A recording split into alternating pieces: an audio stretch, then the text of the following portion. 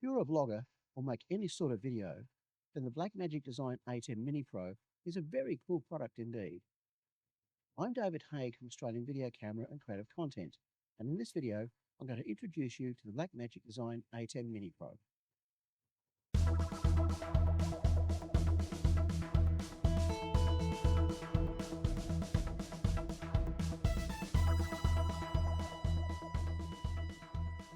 Firstly, there are separate flavours of the Blackmagic Design ATEM Mini Pro, depending on what you want to do.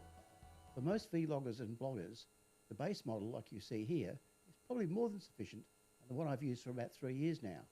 But if required, there are also ISO and SDI versions for more pro setups. So, what is a Blackmagic Design ATEM Mini Pro?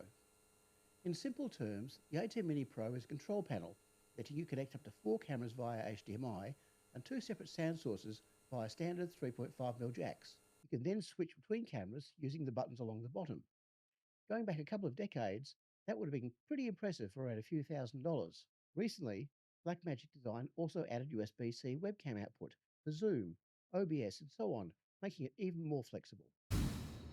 But with the Blackmagic Design ATEM Mini Pro and its companion software ATEM Control, you can also store up to 20 often-used graphic images and overlay them at will on the footage, even on the fly if you wish. Things like lower thirds, station IDs, titles, or even full-screen commercials. But note at this stage, these overlays can only be stills, not video. These graphics can be used in chroma keying and digital video effects too, and can apply transitions between camera changes and create picture-in-picture effects.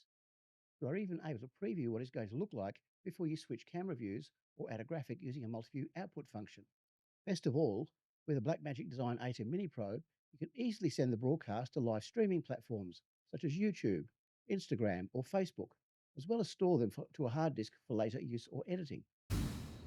That also would have been pretty impressive a few decades back, for about $10,000. But today, the Blackmagic Design ATEM Mini Pro costs only $495, which is quite extraordinary. The Blackmagic Design ATEM Mini Pro also supports the provision of macros. So, what's a macro? Well, for example, you might have a set sequence of shooting between 2 cameras that have critical timing. Before it starts, you might show a startup splash screen for 5 seconds. Camera 1 then rolls for a period with a lower third coming in at 5 seconds and holding for 5 seconds. Next, a transition of a specific type occurs for 1 second, switches to a graphic for 5 seconds, transitions for 1 second to camera 2, rolling with a lower third for 10 seconds, and then transitions to a shutdown message. All of these steps can be listed in the macro window in the Blackmagic Design ATEM software control app and assigned to a single button. When the button is pressed, voila, the macro runs automatically. The Blackmagic Design ATEM software control app has provision for up to 100 stored macros with 5 pages of 20 macros each. If you have an idea for something that's bigger than Ben-Hur, it is better to break this down into smaller chunks, making it easier to troubleshoot. You can then get one macro to call the next and so on. Now, let's have a look at the controls of the Blackmagic Design ATEM Mini Pro a little more closely.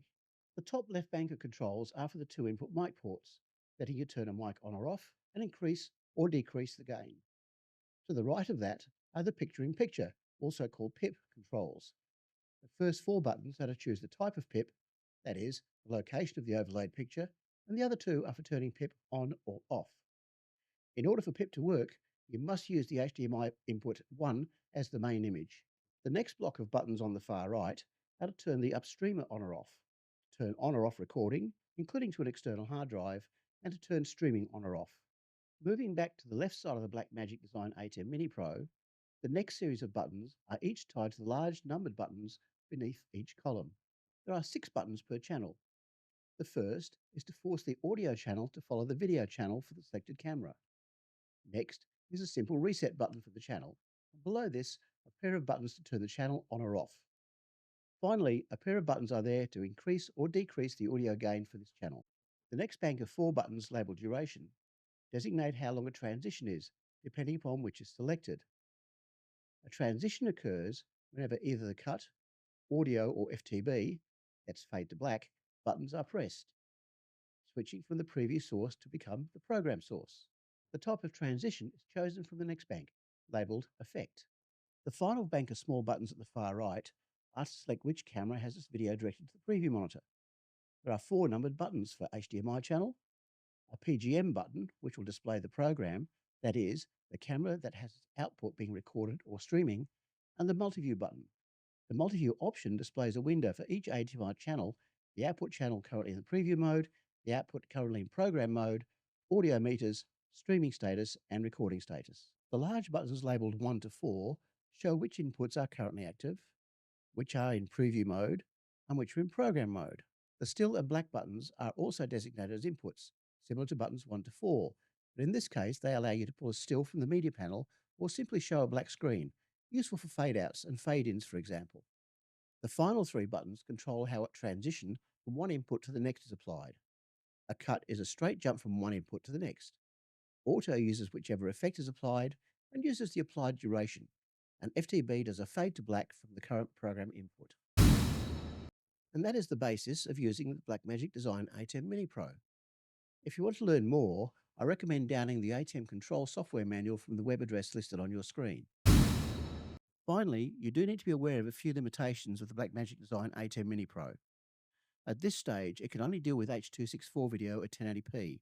There are no provisions for XLR connections without using an adapter. Next, there is no Wi-Fi support, just Ethernet.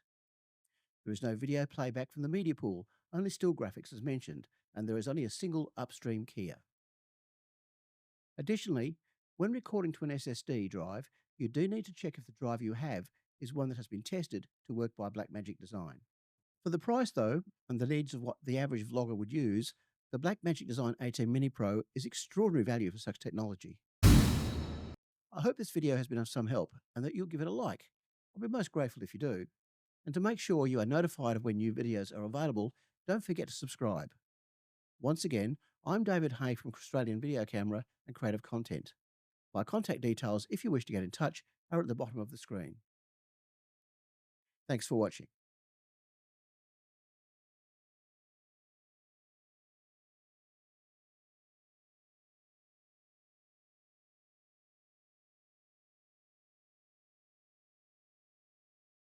Oh, one more thing.